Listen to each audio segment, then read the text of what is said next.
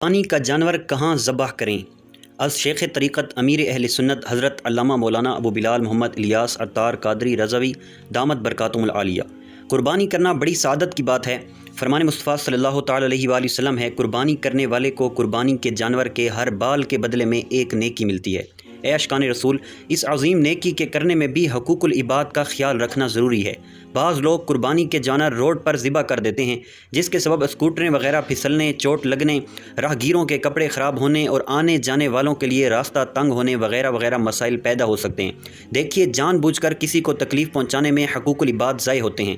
اللہ کریم کے پیارے نبی صلی اللہ علیہ وآلہ وسلم نے ارشاد فرمایا، تم لوگ حقوق حق والوں کے سپرد کر دو گے، حتیٰ کہ بے سینگ والی کا سینگ والی بکری سے بدلہ لیا جائے گا۔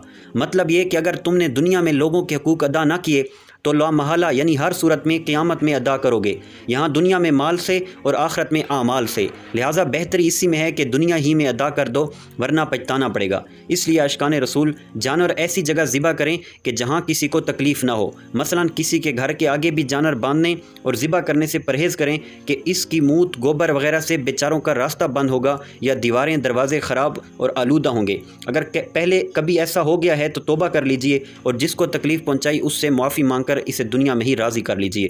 اسے دیوار وغیرہ پر رنگ کروا دینے کی آفر کر دیجئے، ہو سکتا ہے وہ آپ کے معافی مانگنے سے ہی راضی ہو جائے اور رنگ کروا دینے کی آفر قبول نہ کرے۔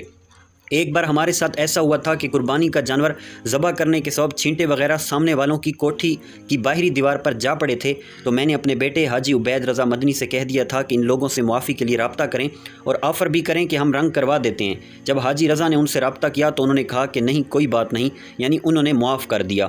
یاد رکھیے کہ اس معاملے میں مالک مکان یا اس گھر کے بڑے ہی سے رابطہ کریں، اس کے نوکر، مالی، بچوں یا کرایہ دار سے نہیں۔